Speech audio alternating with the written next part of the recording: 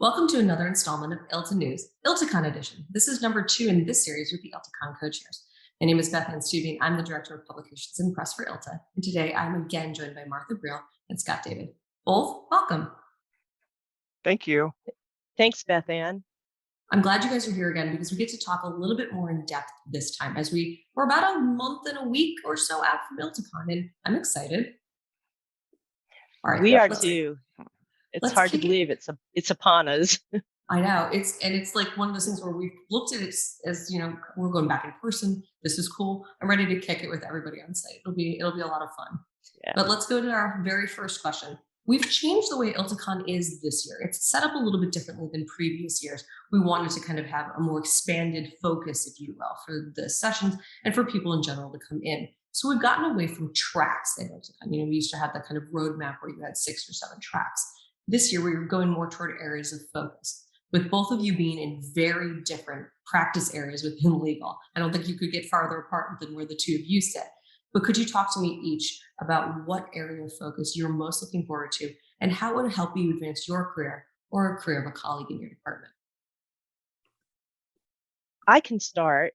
So my role evolved when I joined Cooley about a year and a half ago from knowledge management, which is where I spent most of my career, to legal service delivery. So as a legal service delivery professional, I cross a lot of different disciplines in legal and not to punt on the question, Beth Ann, but most of the areas of focus that are being covered in ILTACON sessions this year actually could apply to me. So I'm taking a lot of time, or I would, this is assuming I could actually attend sessions. And as a co-chair, I'm not sure if that's going to be true, but I can view them after the fact as well on the recordings. And the approach I tend to take as somebody who could benefit from almost any area of focus, like pricing, for instance, affects my job in the legal services that my team promotes in terms of adoption. So I'd look through mainly like the topics, the areas of focus the sessions are covering.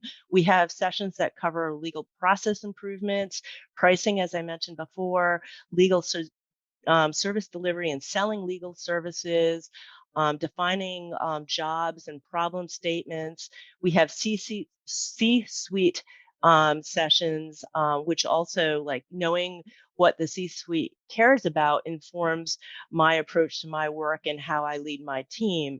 Lit support is going to be there as it always is. It's such a big area in legal, and it continues to be so in terms of ILTACON sessions that are going to be offered in 2021. So I could go on and on, but I am going to be quiet so my illustrious co-chair, Scott, can speak.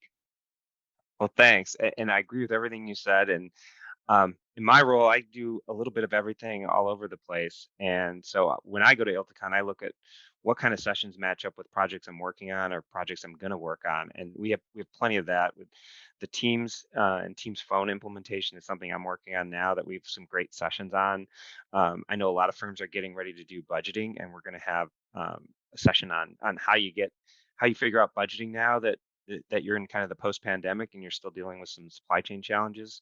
Um, Martha mentioned litigation and practice support, which we're going to have a track on. And what's interesting there is they're looking at things e-discovery and beyond into some of what they're doing with data analytics based on the backgrounds of those teams. So we have things all over the place. Again, we've had the past couple of years, but it's always so important, the change management aspect of delivering a project and making sure it's successful. We have a couple of sessions around that as well, and just kind of people management in general for leaders at firms and other organizations. We have a couple of things on that I think are really will resonate with just about anybody who's in a legal technology role right now. I think that's a lot of people covered in 2 quick answers. But what I like most about ILTACON this year, at least for me, because I like interacting with the people, the press, the people, kind of from our business partner perspective, there's a lot to do on site that we haven't really kind of broached the subject of, other than going to the high quality and meaningful education. What are you both looking forward to most on site? Uh, Go ahead, I, Martha. Why don't you start again and I'll follow up. Okay, I'm looking forward to, seeing people, as I mentioned in our first conversation, Beth Ann, just seeing people in real life and having real, thoughtful, deep, honest conversations with people I know and I've had deep relationships with now for years, and also new people as well. It's important to reach out to people, meet new people, look for new faces, see what the people who are maybe first year attendees have to offer because their perspectives are so informative and I learned so much from that. So I'm really looking forward to what I would consider just general organic conversations that happen during the course of an in-person event like ILTACON. I'm also looking forward to something Scott and I have been trying to kind of drive somewhat or encourage at least. And Scott's called it very appropriately, I think, like networking within the session. So ending the sessions, the formal like education sessions at ILTACON, as we always do, with time not only for questions and answers, but also time after the session to kind of carry the conversations into the common areas. We have longer breaks this year, and that will allow for more networking, as Scott calls it. I don't want to steal. It was his idea and his term. So, and I love it. It's like networking within the session. And even though the session's formally over, you kind of continue as a group. You have your newfound group of like, peers of sorts, and you can continue those conversations out in the hall while you're having a coffee, a snack, or a soda, whatever. So I'm really looking forward to that, to those aspects the most. And Scott, how about you? Yeah, absolutely. I couldn't agree more. And I think if you're an attendee, especially a first time attendee, there's things beyond the session that we have. Look at that whole grid. There's things on Sunday night, things at the end of our formal sessions on Monday and Tuesday where you can do all of those things.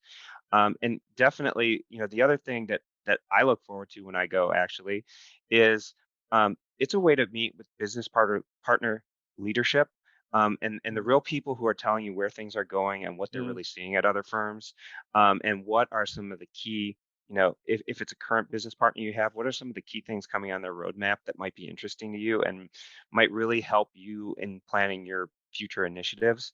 And it's so efficient. Everybody's there, so you can do it, and you can hit all of them up in a really efficient way, and really get a lot of value for the time that you're spending there.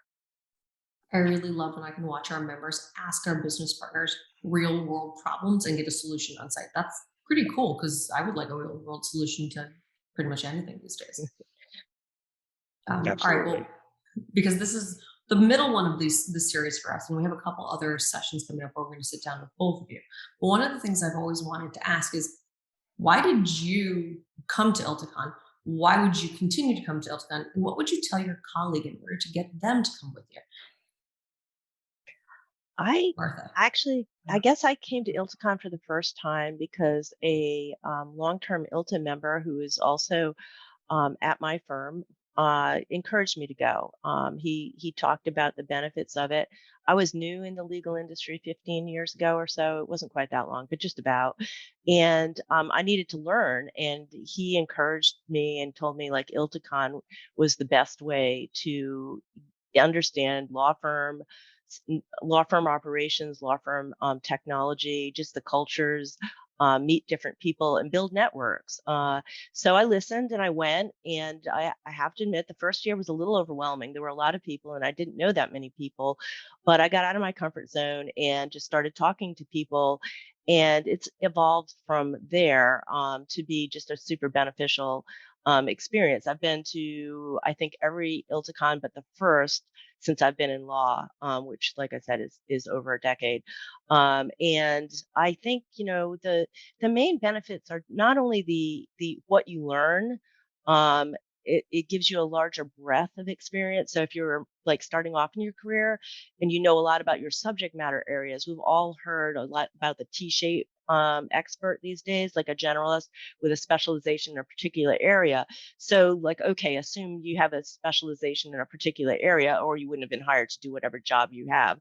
And ILTACON gives you a great opportunity to build the generalist skills, to get more exposure, to be able to really understand and offer more suggestions at a strategic level when conversations happen at your firm. So I think it's a good way of promoting your knowledge and also helping to promote yourself as a thought leader within your organization. And that's why I continue to go back. And I have to add, it's fun. I have a good time. And who doesn't like to have a good time, right? Yeah.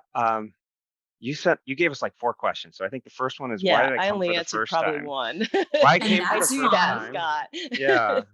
Yeah, I came for the first time because as I mentioned earlier, I manage projects all over the place, and I couldn't get that breadth of information anywhere else. I might do something that's really core tech. I might work with our lit support. I might work with our finance group at the same time. So that was great. I think the second one was, why do I come back? Well, I went to a project management session. The speaker had thrown into his actual topic the nugget that he had twins that were 2. At the time, I had triplets that were 3. I went up to him afterwards and asked him about his kids and how things were going. He said, "I was so happy to have somebody just talk to me about life." Separate from ILTA. He called me back a month later and asked me to volunteer, and we've been friends, and I've been volunteers ever since. So, in terms of why I keep going, he was maybe my first ILTA friend, and I've met many, many more from there. And I can't tell you how helpful it is to have that happen, and to get the information that you get from them is awesome. And what was the third Why or would you bring fourth a question? colleague?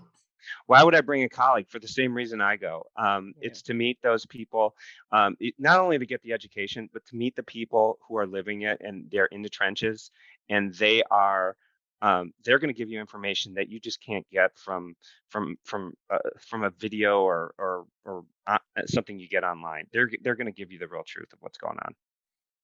Those are And great the answers, guys. fourth one. Is there a fourth one, or is that it? No, There's you so got them many. all. Okay, good. You got them all. Well, when we come back next time, I'm going to talk to you guys a little bit about volunteering, your specific roles, and how we choose programming.